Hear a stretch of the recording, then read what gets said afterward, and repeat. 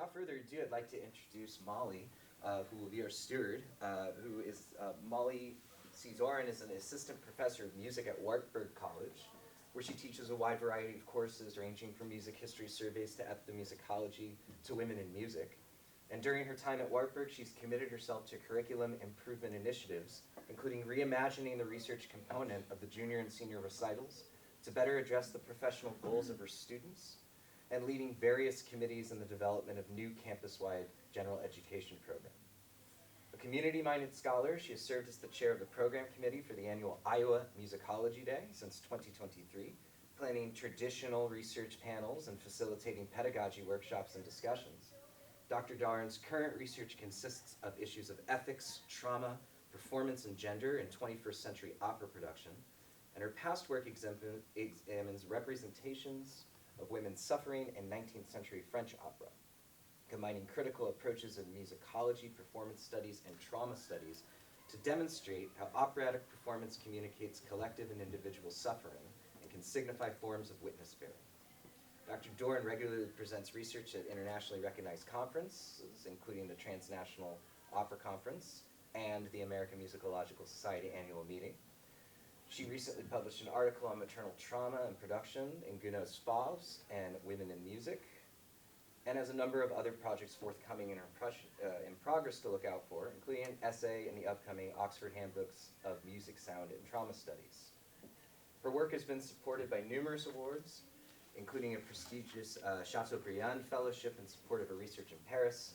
She currently lives in Cedar Falls, Iowa, with her husband Nathan and her children Vivian and Jack. Everybody please welcome Dr. Molly Doran.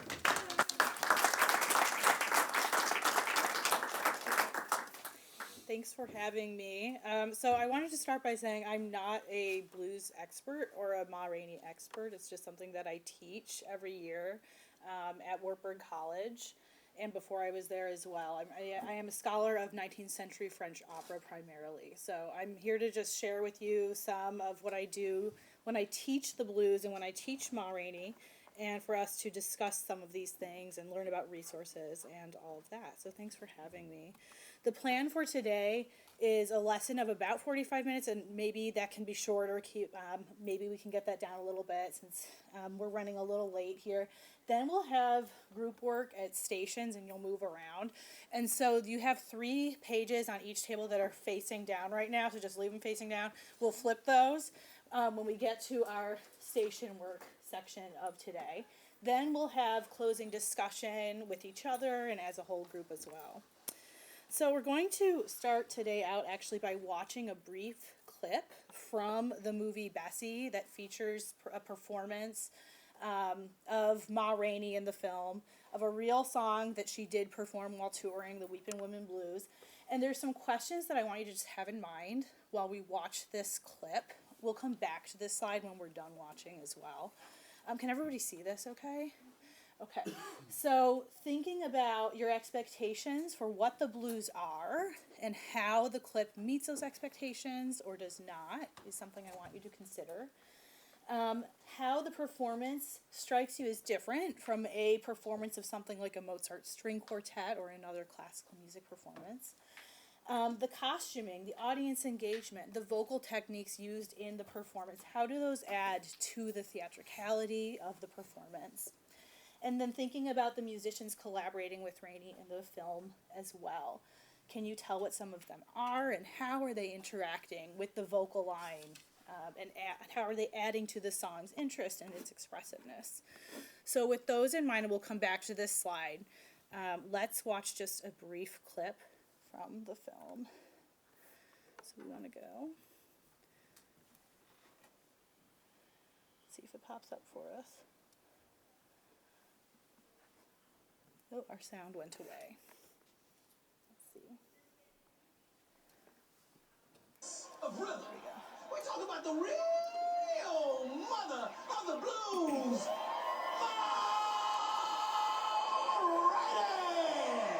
It's the real blues here. We did it for you.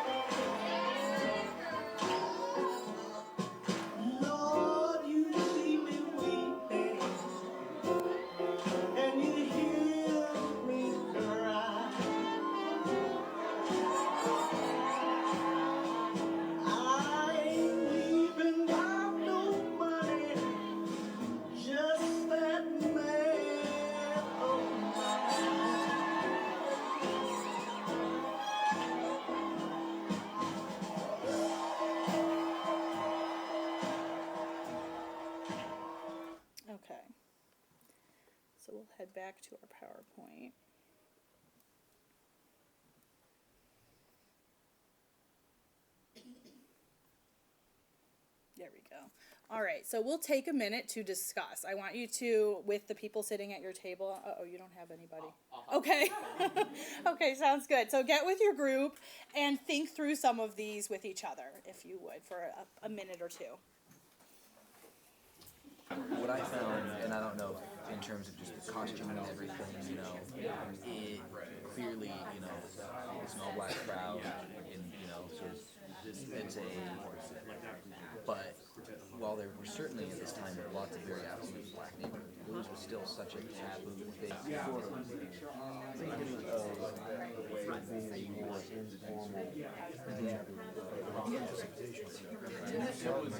have people sitting in like theater seats. Yeah. I don't know.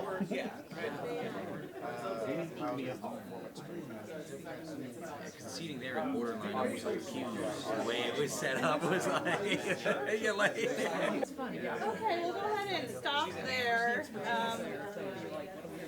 So I'd love to hear just a few people think about what their table talked about and what really struck you in watching that performance. Does anybody have thoughts they'd like to share about any of the bullet points there? We can start with that first one or any of them. Yeah, sure. I just have a general question, because I was talking to my group and I think I'm just bullshitting. So Oh. my question is it the case that the theatricality of being the front person and quote unquote dolling yourself up, is that a crossover of the gospel community out of the African American tradition that comes into jazz and blues? Because I don't think that was as much of a focus in the instantiation of that, of blues. Or maybe I have no idea what I'm talking about. Well, maybe somebody else can speak to that more. I don't know about the gospel tradition, and Ree's an expert on that, but it was a huge part of what these blues queens were doing, the expensive dresses, the jewelry, the headwear. She had dresses that weighed 20 pounds, gilded. So that is accurate representation of the type of attire she would wear while performing. It was actually a huge part of their persona and part of the draw of this. And it was tough because it got expensive for them.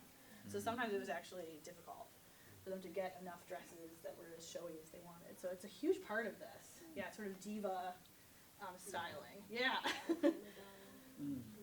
Other thoughts? Did it meet people's expectations for the blues or not so much for some people? I don't know, we had some doubts. Okay. We thought it was like that singing style seemed like closer to classical singing than we expected, I guess. Okay. Fewer bent notes and a very stable timbre, like, not really playing with it. Okay. Okay, so a little bit more classical with the vocal technique. Yeah. Okay. Good. Other thoughts? Yeah, back on clothes, we were curious about how the audience was dressed. They seemed pretty high class and dolled up, and then also being seated, it was a little more formal than we were expecting in terms of the presentation. Yeah. A little higher status. Yeah. So when they were touring, they would have tent performances, more formal theater shows, and so the audiences could vary widely from what I understand, and this seems like a slightly more of an upscale venue, perhaps, and yeah, people are dressed up for the performance, but that was not always the case. There were more informal tent shows too that they were doing during their tours. Other thoughts? How is it different than a performance of sitting down to listen to a quartet? Audience interaction. Audience interaction, yep. And we know from primary source firsthand accounts that that's a huge part of these shows, that people would sing along. She would draw the audience in for a lot of call and response. That part is historically accurate. The clapping, I haven't come across that in primary source accounts. I don't know if anybody else has. I asked about that. Yeah. Oh, were you wondering about that? I was specifically wondering if that That's something that I've been specifically wondering about as well, because I found a lot of talking about, we would sing along and people would sway and sort of move their bodies to the music and participate in that way. So there is a lot of audience interaction that you wouldn't necessarily get at a string quartet performance at the same time, historically. Let's move on for the sake of time. But this used to come up more when I taught the blues, this narrative of guys on their porch with a guitar, and how that's really different from what you get with the blues queens, people like Ma Rainey. And that's part of a long narrative. Some of you have heard of Alan Lomax, ethnomusicologist who went down south and collected a lot of recordings of blues artists. And in his famous documentary and his memoir about this, he doesn't talk about the blues queens and their major influence on the blues really at all. I don't think he mentions them at all. And there's this focus on this idea of authenticity and what it looks like, and the blues queens are very much left out of that story. And that tends to dominate the way some groups of people have talked about the blues. So the Rolling Stones, people like Jack White in rock and roll talking about their blues influences, mentioning people like Blind Willie McTell, guys who are more along these lines. And the blues queens have been left out of that part of the story, even though they're actually hugely influential. And so if you look at the writings about the blues and just the way the narrative has been passed down, what you get are these binaries, country blues or Delta blues or Mississippi blues versus what's known as the classic blues, which is where the blues queens fall. And they've often been, the binaries that exist are male versus female, this idea of rural versus urban blues, authenticity versus theatricality, folk versus commercial, and pure versus hybrid. So you might come across that if you start to dig a little bit more into the sources. In reality, the blues queens, as we'll find out today, with what they're singing about, what they're doing, there's a lot of a different type of authenticity there, too. That's really worth digging into. A lot of speaking about collective Black experiences in the South in really meaningful ways. Thankfully, there's a really robust body of literature now that's much newer about the blues queens and about their huge influence throughout the 20th century, even though they've been left out of some narratives like Lomax's. We know that there's really this direct lineage between what they were doing and many other forms of popular musics. So, for example, the way that they use their voices, their attitude as performers, is something that is passed down through the entire 20th century all the way to hip-hop with people like Queen Latifah. Billie Holiday specifically, she cites Bessie Smith as a major influence for her. Mahalia Jackson, we know, actually learned about singing a lot by listening to Bessie Smith and other blues queens, and she even performed a lot of their music as well. Nina Simone listened to their records and brought that in to her own performances. Have we all heard of Big Mama Thornton? Probably, yep. She actually was billed as Bessie Smith's younger sister during part of her career in the 40s. And she listened to them a lot and sang their songs. And she also influenced rock and roll very directly with Hound Dog, covered famously by Elvis Presley, and Ball and Chain, covered by Janis Joplin. So there is this direct line between the blues queens and rock and roll and other forms of popular music all the way through hip-hop. And there's some really good research that's been done on that. They've also been popular in just the mainstream media lately. Has anybody seen these films? They're pretty good. Bessie, and then also this newer one about Ma Rainey. So they're finally in the limelight a little bit, more than they have been. So who are these women, these singers of the classic blues? These include folks like Ma Rainey, Bessie Smith, Gladys Bentley, another really cool performer of this type of blues, would accompany herself on the piano. When they were performing, they would either be accompanied by piano or small ensemble, as we saw in that short clip. Performance-wise, where they were performing varied, but typically it was circuits, Black variety circuits, minstrel circuits, and also really important for them is the recording industry. The recording industry sort of caught wind of them while they were at clubs and on circuits.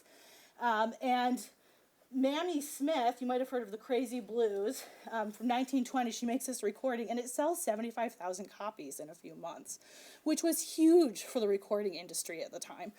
And so this prompts record companies to start working with more of these women, like Ma Rainey, like Bessie Smith, and to branch off and create what were known as race records.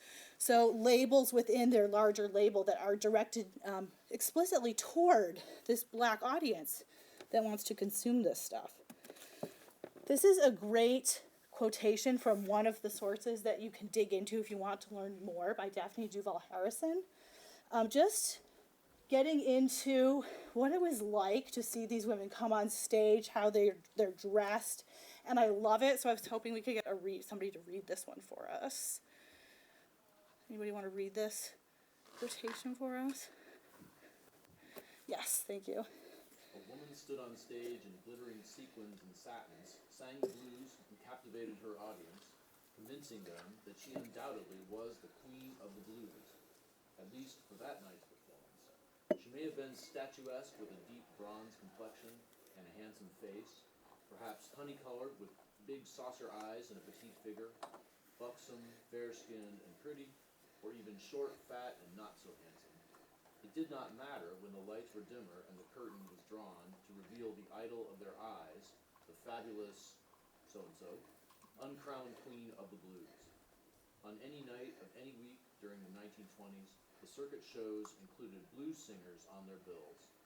The latest record release of the blues singer often appeared in advertisements for the show.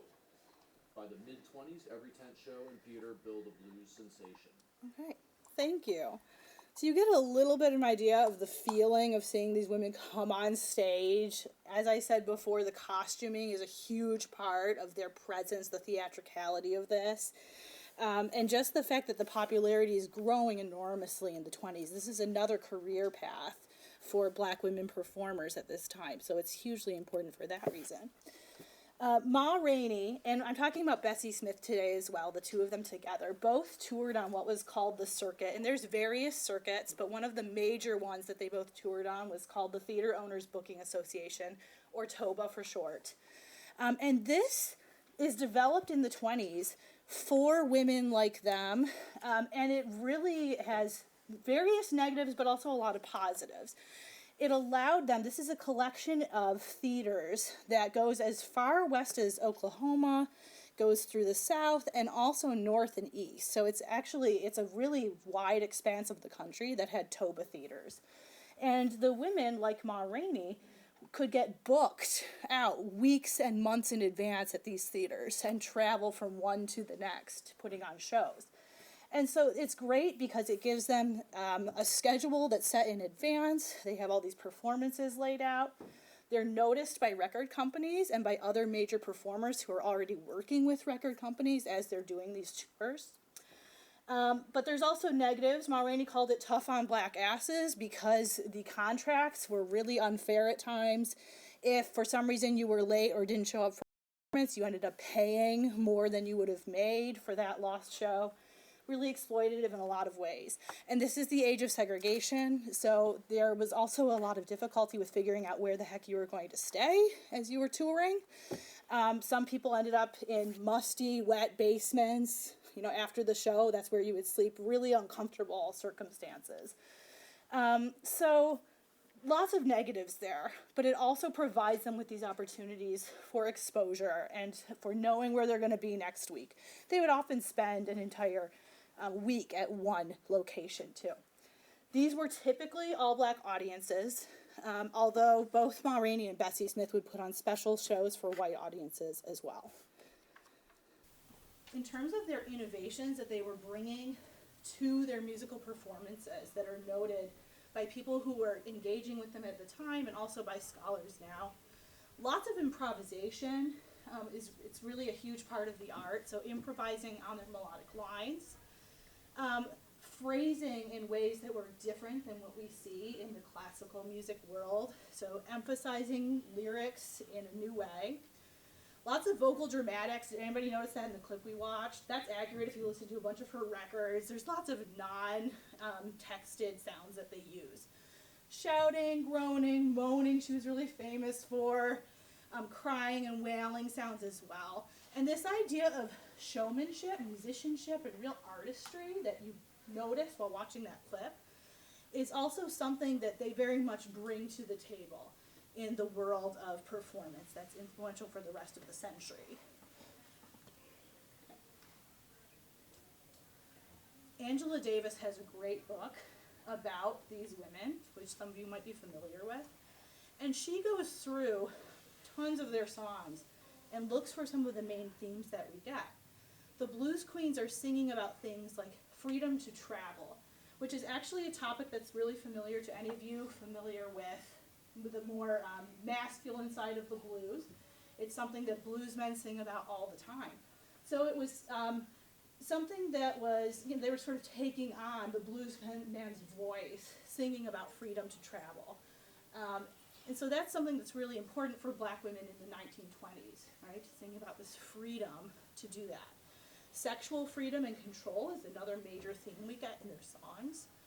Lesbianism and breaking gender norms, which we'll see today in one of our examples. Natural disasters are a major theme, in particular floods, and we'll look at Backwater Blues by Bessie Smith later today as well. Experiences with the prison system is something they sing about, and domestic violence is a major theme as well.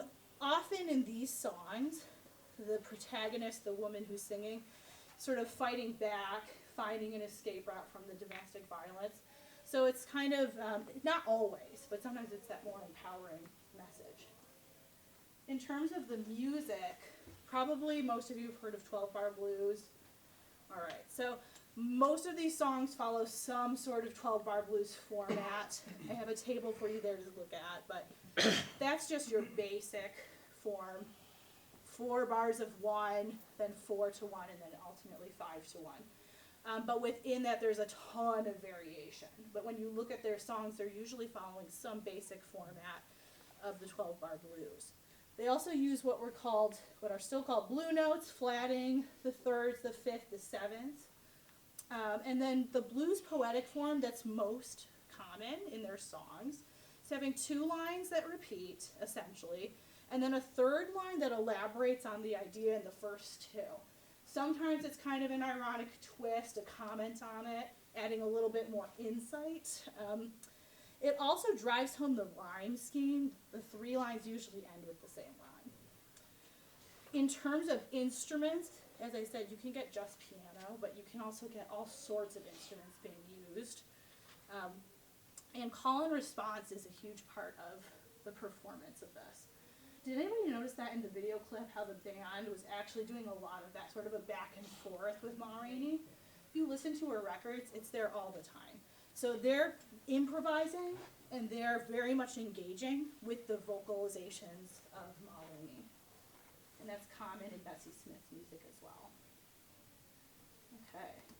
So that brings us to Ma Rainey, who you all know. You just went on a tour learning more about her, so I'm not going to talk about her bio, but she's somebody who's experienced in blues, jazz, vaudeville as well. She started off on a traveling minstrel circuit and then forms her own company eventually. And significantly, she's discovered by Paramount Records and makes more than 100 recordings in 5 years, which again is huge for this time. She becomes famous really quickly for her really broad vocal style, the famous moaning sounds she makes, and also her boisterous personality, which you got a little bit of a glimpse of in that clip. So now I want to show you one of her songs. And it's not, the tech has been not working, so I'm going to just play it from the internet and then come back here so you can look at the lyrics. So I want you to go ahead and while we're listening to this song, think about what the themes are in this song. What is she singing about? Can you hear 12-bar blues form being used? Can you hear the blue notes? And what's the poetic form? Those are just some things to think about. Okay. Questions to consider. So I'm going to go ahead. I have to escape here and go to YouTube. But we'll just listen to the first stanza and the last 2.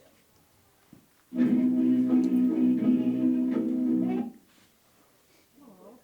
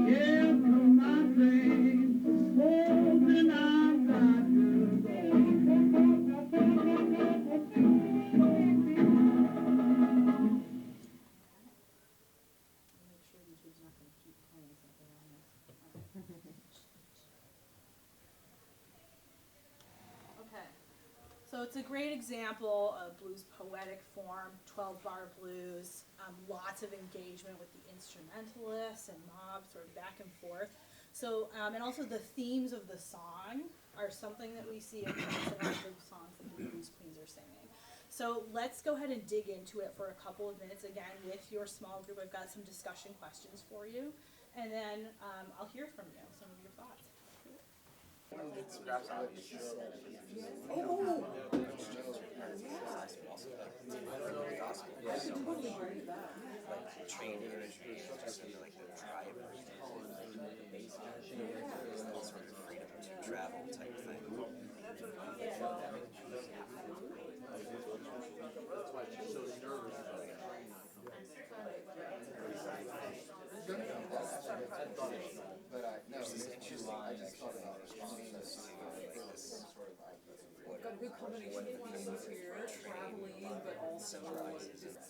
All right, so sorry to interrupt. There's lots of great conversation happening right now.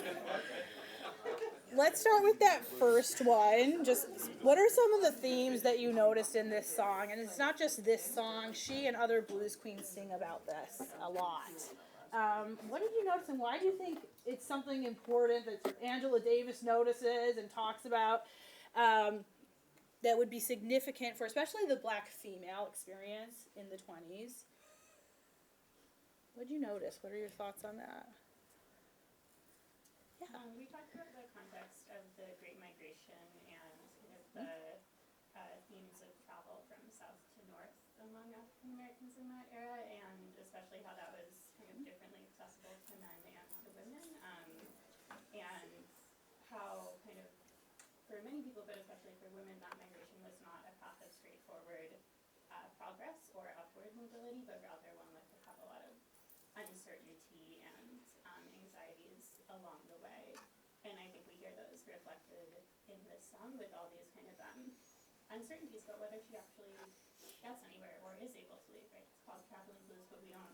She doesn't even know where it's going. Traveling happens. Yeah, no one ever answers her question about whether her town's on the road. Yeah. Yeah, lots of uncertainty. She doesn't really care where the train's going, but she does buy the ticket. We know that. Okay. And the train's at the station. We know that. But yeah, the feeling of the blues just continues throughout the whole song, for sure. Yeah. Not to brag, our table had some pretty cool ideas. Oh, please share.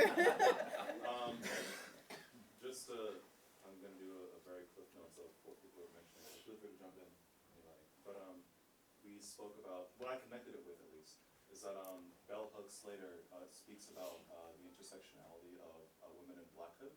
And she talks about it in the paper of how that at least socially, there's a perspective there that not only is not heard, but is actually actively diminished. And so in here, your name? Ashley brought up that experience of a femalehood and blackhood in this is actually, the song itself is painting a lot of trauma that brings with it.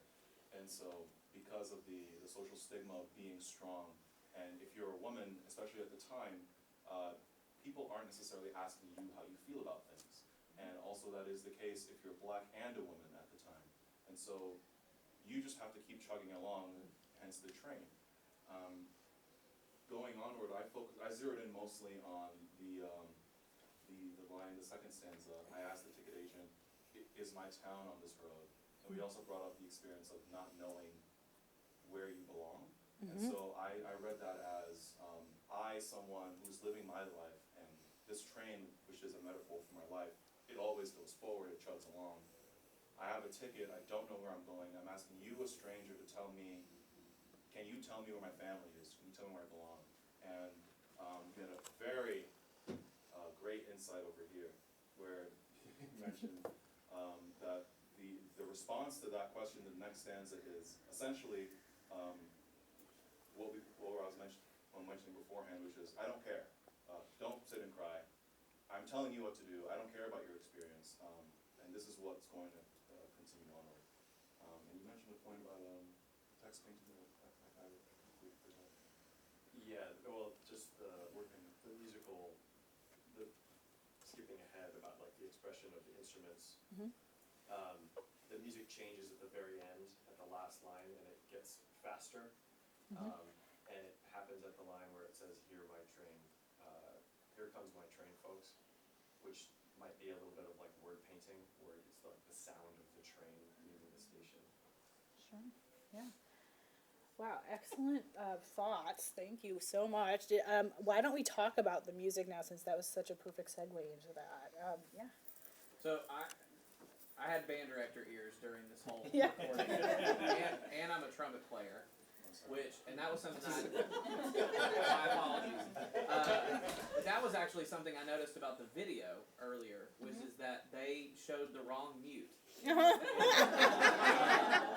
Because in all of this, in all of the images you see of Ma Rainey and her band, it's muted cornet, but it's plunger mute, which gives that vocal quality, which I think we can all agree at the end, in the last couple stanzas, it's definitely a human imitating the sound of a muted cornet. But I actually think in the first stanza, it could have been a muted cornet. But what was funny was in the movie, it's a straight mute, which is used in like the Nutcracker. Yeah. And it's not what the sound was that was coming through the soundtrack. It's different mute for sure. What was confusing to me, because a plunger mute is way more fun to look at. Like watching somebody play. I was like, y'all should have put that in the movie like that did. But no, for sure, like that muted cornet was used to mimic that vocal quality, and it was great for call and response because and muted trombone as well. So, but yeah, that's. But you think it was actually a human in the. The first stanza, it might have actually been, and then definitely in the last couple, I think it was a human, like mimicking. Yeah, like it's hard to tell with the recording quality. Somebody had another idea over here. Yeah, we're thinking the low thing could be jug. Could be jug. Yeah. Did anybody else think that? That one, yeah. I was, I'm not sure, and nobody's completely positive what the makeup is in that particular recording, but. I think the jug, it struck me as maybe the chug of the train, maybe. Yeah, and she uses it in other tracks, so, yeah. I noticed that in the first stanza when she said, your train is the station, whether that was a real cornet or a human cornet. Yep. But it did a high, long note, and I think it sounded a lot like the train whistle of pulling into the station, so a lot of that kind of call response even within the text of it. So. Yeah. Great. And then how about her singing? Did you notice anything about her choices that added to the expressivity of this song? Yeah. Definitely. Well, it's very laid back, and so it adds to the focus of the song being you're dragging your feet forward into the future. So it's very behind the beat, I guess, for that reason. Okay. Behind the beat, a little bit laid back. Yeah. Other thoughts there? The response wasn't laid back. No. It was very bouncy and became more and more animated, where she moved stayed it along. kind of cool. And so it left a lot of room for the response to almost outshine the call. I always love the minute pitch changes that blues singers of this era are able to make. And I don't think of it as like they have a casual relationship with pitch. Sometimes you hear that about the blues, that there's kind of a casual relationship with pitch, but it seems to me like it's being employed very, very precisely. Yes. Very specifically with particular words and emotions. Yeah, I would agree with that. Over here and then over here. Yeah. I think it also shows the resistance between her voice and the actual music itself, showing that she really didn't want to leave, but it's like she's kind of forced to leave. So that's just a visual depiction of resistance and what it means. Thank you. I liked how in the fourth verse, how, and I guess it goes with the subject matter itself, it was a slightly different sort of character change to her voice. But it was like nothing that I can really describe. But it was very, very slight. So you're looking at the subject matter as to maybe one of the reasons why she's getting a ticket in the first place. But I don't know. It's almost like I want to say it doesn't sound any more angry, but it's like more on point. It tightened up a little bit. Okay. I think one of the lines that really stuck out to me and actually got me thinking of a way that this could be really effectively put into conversation with something like Julie's conversation yesterday on Troubadour, was the way that she so easily sets up the rhythmic of the syllabic text throughout the first 4 stanzas, and then when it gets to I'm dangerous and blue, the lilting train quality drops to rush in the word dangerous, and she pushes on it in a way that's subtle but really sort of communicates the text painting quality that requires the kind of setup of this lilting train-like rhythmic syllabic pattern before, which reminded me a lot of the way that we were using some of the kind of same concepts of text painting, you know, and demonstrating how that requires or is made more effective by how you set it up before. So dangerous and blue almost comes out of nowhere in terms of its breaking up the connection between 2 lines of the line. Like, that really stuck out as like a discrete performance decision that was very interesting and powerful. Yeah, thank you. And when it's translated to a written score, of course you can't see any of these things. So got to listen to the recording. So that's one you should check out more. Really great piece. We'll keep moving here. I have this quotation I wanted to share with you from Angela Davis's book about some of these themes that we see in songs by Ma Rainey and Bessie Smith. Could I get a reader for this one, please? Yeah, thank you. The blues songs recorded by Gertrude Rainey and Bessie Smith offer us a privileged glimpse of the prevailing perceptions of love and sexuality in post-slavery Black communities in the United States. Both women were role models for untold thousands of their sisters to whom they delivered messages that defied the male dominance encouraged by mainstream culture. The blues women openly challenged the gender politics implicit in traditional cultural representations of marriage and heterosexual love relationships. Refusing in the blues tradition of raw realism to romanticize relationships, they instead exposed the stereotypes and explored the contradictions of those relationships. By doing so, they redefined women's place. They forged and memorialized images of tough, resilient, and independent women who were afraid neither of their own vulnerability nor of defending their right to be respected as autonomous human beings. Okay, thank you. So we're going to sit with that for a second and discuss just briefly what Angela Davis is talking about here. What do we learn from the blues? What are some of the things we can learn from the blues, according to what we just read here from Angela Davis? What can we learn from studying the blues of women like Ma Rainey and Bessie Smith? Why do you think it's important to include this stuff in our classrooms? Music. So let's sit with this for a minute, again with your group, just a couple minutes, and then we'll briefly discuss before moving on, and we'll get to our stations shortly here. So. shows this sensitivity, and like, and that's good. And like, as Miley said, we'll talk about that in a few years. We got lots to delve into before that. You also have a little voice too. Speaking in their terms, that the person singing the song was mistreated by someone. You don't have to get, you're acknowledging sort of his legacy, and not getting into the specifics of that. And that's what I've done, so like, people have been unhappy with how things are, but they weren't true to their and that's I would love to make a playlist fairly safer, local songs like your show. These themes are like, I like this. Yeah, you gotta really read between the lines, you know, the meanings of what's really going on there. That is especially like it's like the travel to, and especially because I think that those are sort of concepts that might be broadly advised to gain entry into sort of taking or just the placement of music. I think having that sort of Okay, we'll stop there. I want to share a major takeaway or something you discussed for this.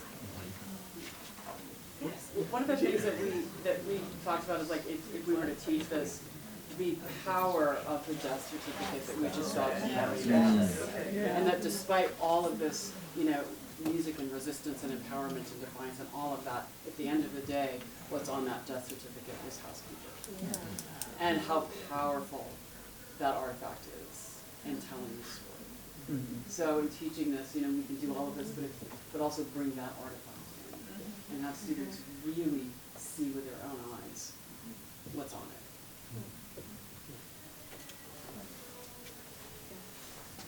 Check out Gladys Bentley too and her life story. That's another interesting one where her life ends very differently than what was happening during her career. Yep. Other thoughts? Yeah. I just spoke to, I'm primarily a guitar player, so I teach a lot of private guitar students, and primarily in classical, but I always use blues as it's such a great form for improvisation, and with very little, young kids can improvise quite effectively, and it's fun. I have a challenge teaching blues to very young students on musical level, very easy, but then on a conceptual level without getting into the deeper themes of it. And so we kind of talked about ideas and wordings that you could use of talking about someone who was mistreated or someone who had gotten a not fair shot, of bringing in those themes without going directly telling my 6-year-old students like, yeah, domestic violence is, without getting right into it as kind of the baby steps into it, and understanding that this is a genre that does come from historic pain and suffering and trauma, but without starting day one with just that, So that's a challenge I've had, and I like some of the ideas I got, so I'm excited to bring them in. Okay, yeah, you could look at some of the blues songs about floods and things like that. That would probably work pretty well for little kids. Yeah, my kids are in a music together class, and it's got a fake blues imitation song called the Nothin' Blues, and it's a little bit too far in the other direction. It's like, that's not teaching them much about the blues. Yeah, good. Other thoughts there?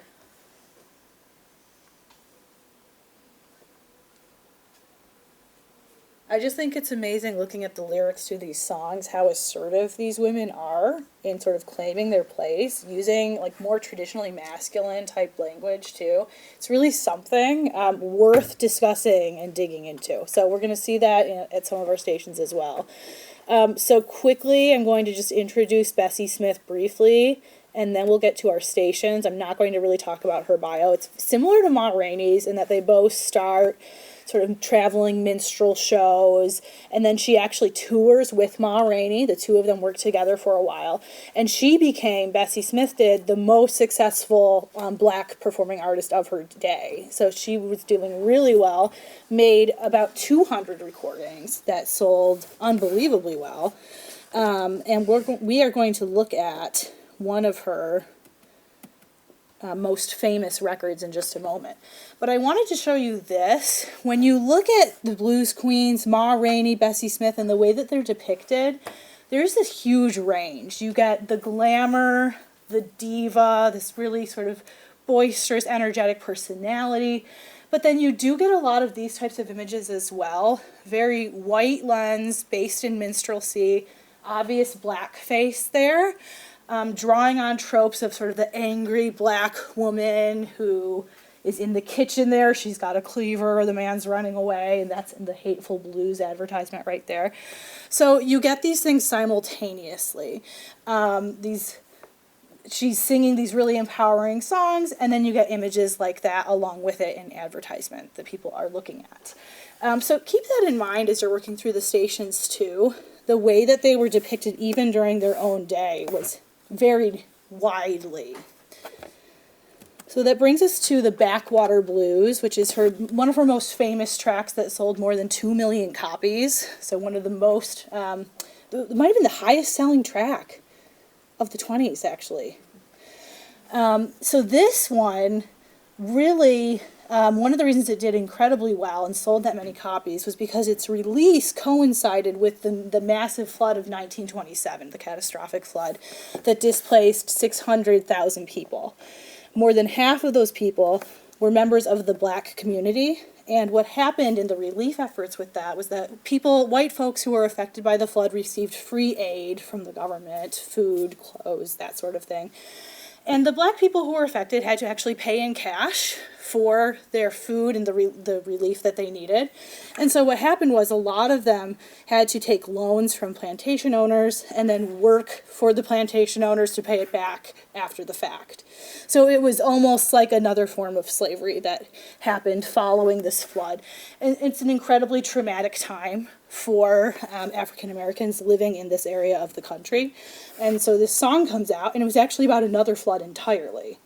But it came out in the wake of this catastrophic flood and sells 2 million copies because of the way it preserves this moment, this tragic moment in history. So it preserves this moment. Angela Davis talks about this one as well, how it turns these individual tragedies into something that is speaking to the whole community, to what this group is experiencing. So this idea of sort of collective trauma is being expressed in this song in a really powerful way. She says that songs like Backwater Blues are much more than the folk history to which they are often relegated, transforming individual emotions into collective responses to adversity. They transcend the particular circumstances that inspired them and become metaphors about oppression, while the aesthetic distance achieved through music forges a consciousness that imagines community among the people who share glimpses of the possibility of eventually moving beyond this oppression.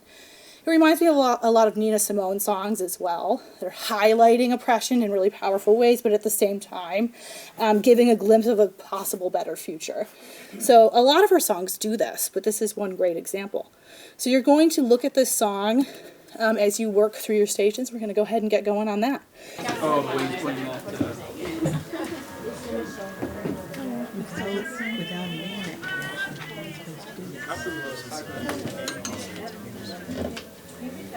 Sure. After we left Cincinnati, the town was flooded, so everybody stepped off the train into little rowboats and took us to where we were staying. It was an Undertaker parlor next door to the theater. We were supposed to stay in some room upstairs.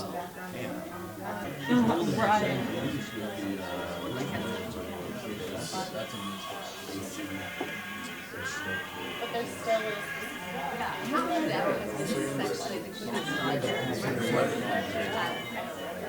Yeah, that's right. And in the song, they wrote her.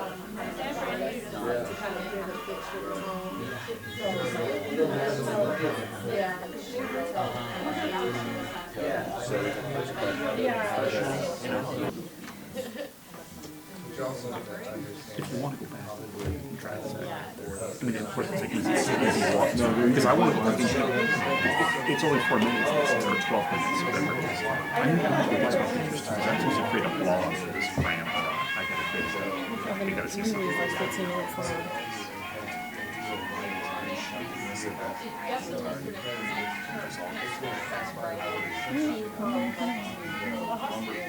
Just listen to it from 7:25. Yeah. Kind of like backup chorus. Right, Yeah. yes. With the soloist in the middle. No. Is it in? There's a lot of robots. Oh, yeah. When the story is much more important in this kind of case, because the story is something bibliographical. It's telling a story how this song was made. We want it to be have some life to it. Okay, I think now we can have some wrap-up discussion. Since we started so late, usually anger is the I'm sorry second that not reaction everybody of got an to all the emotion, but stations, but anger you can go comes ahead from and continue somewhere. to look through them. So from Try this, to it's like check out the sadness, Move It On Me Blues and then it station, turns into and anger, there's the so. advertisement over at that table near Matt right there too. If you're going to check out one more, make it that one. So we'll just have a brief wrap-up discussion. Some of you are actually educators in K-12, correct? Okay. So I'd love to hear from you, especially about what's percolating in your mind, how you might be able to incorporate some of this stuff in a classroom setting. I have some ideas as well. But I would love to hear from you first. What do you think you could maybe use here? What type of lesson plan do you have sort of forming in your head that you might be able to develop for students of different ages? Thoughts? I actually think the stations is a really cool idea. They're kind of going on like kind of on a treasure hunt to answer questions about. I love the idea of using the artifacts, the posters, and and also listening to songs and things like that, because it's not just asking them to read. It's asking them to analyze marketing materials, essentially, which they're doing constantly anyway. They're trying to figure out if it's something that they like. But there are certain things about these ads that I teach middle school. Stuff like that's gonna pop off the page for them and be like, whoa. Like it's one thing to tell kids about the days of segregation and all that kind of stuff. It's quite another thing for them to see it like this would have been in a newspaper. This would have been on the side of a building. And so. Okay. Are you sitting at the one with the performance for an all-white, special performance for all-white audience? Special regular performance show for for white black people at 7:30 or whatever. Yeah. Right. Yeah. Excellent. So try the stations, and even if you teach, I teach at a small college that doesn't have a ton of stuff in the library, but I even can make stuff like this just through resources you can get in online archives and that kind of thing. So yeah, great. I'm so excited that you want to try that out. Other ideas? I don't teach middle school or high school. I'm in a university, but I can see bringing this stuff actually into, freshman level music appreciation class or what have you. But one of the things that kind of crossed my mind is to actually have a student. We have a lot of very talented singers at FGCU. But actually have them come in and have them try singing one of these pieces to kind of get it in their blood and to express really what the text is trying to relate. And we all know, you've probably all been there, and you get a student in front of class and you got a body of 30 or 40 students watching their peers do this. They're all up in arms and they're just, yeah, that was incredible, right? It really kind of shakes up the room. I think would create a very lasting impression on them. Great. So an experiential. Yeah, have them play it. Yeah. Who can't play 12 bars blues, right? Any music major would be able to step in and play 12 blues. Oh yeah. Even with kindergartners, you could do something with call and response with a kazoo. Yeah. Or, like you could play with that with various instruments that the little kids use. Yeah. Good. That's a great idea. Other ideas? Well, I have maybe a discussion question, just because it's such a rare opportunity to be in a room with folks that are working in universities and people who are working in K-12. Maybe just for the folks who are music educators, what could maybe someone like me or Molly how could we help get materials on your schedule and all the things you have? Like, what could we do to help get you things to make these kinds of stations or something that you could build into an everyday lesson plan? Like, I think creating the lesson plans and having high quality scans of these kind of things is very helpful. Having a bank to choose from.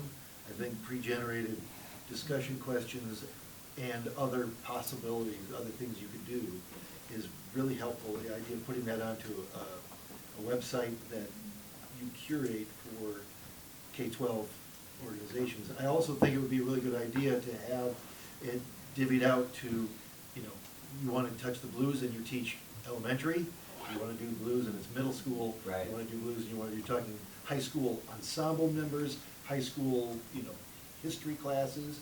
How could you incorporate this into a social studies course versus a music class? So people with some music, people with no music, those kinds of, you know, just some branch out like that a little bit might be really helpful. Having it be, yeah, like kind of emphasizing like the multimedia facet of it, that's really what I love about this lesson, is that there's film, there's recording, there's poetry, there's lyrics, and then there's images.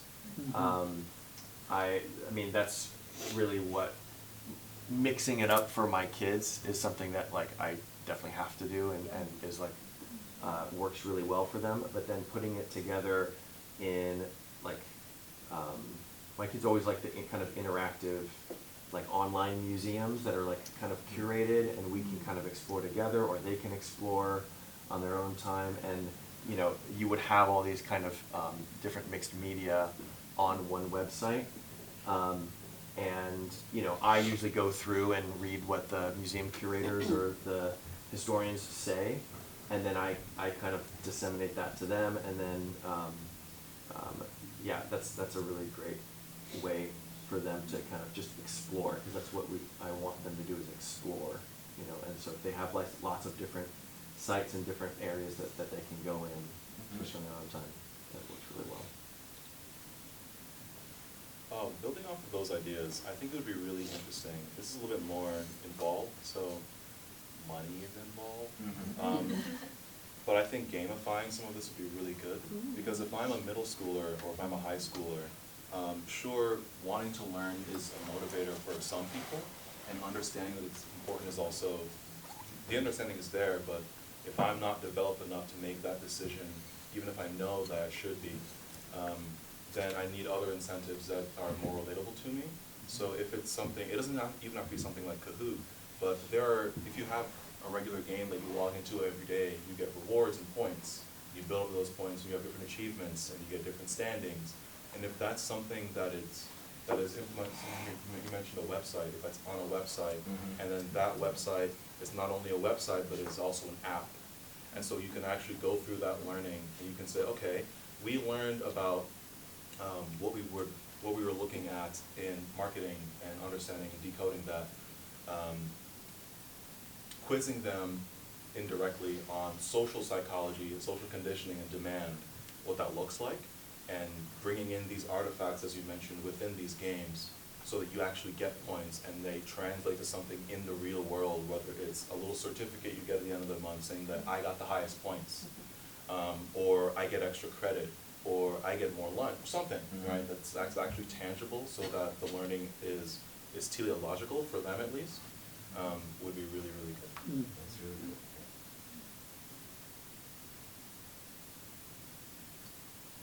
You know, at least during the pandemic, NAFTA was using podcasts, and people could sign up and actually do a podcast. And they were going on quite often, and all NAFTA members would get emails and say, yeah, log on to this podcast.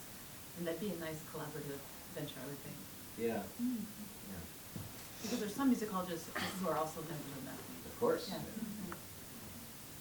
Now, I love one of the things that Molly and we're going to find a way to make sure this is really easily disseminated to everybody, but these materials are so rich, and everybody, I think, will be able to sort of build into, you know, their own sort of classroom process, and based on where they're coming from, you know, a potential way to use some of them, which is, but yeah, sometimes the finding of the materials can be, and I know that that's a challenge even like for me. Like there's some of the things I'm looking at that I do recognize that some I don't. That I'm gonna crib for when I teach it already. So it's cool. Yeah. And this is going to be posted, right? Yes. So everybody will have access to this. But there's of course Angela Davis's book, which is like literary criticism interpretation. Some of the facts are not the most updated.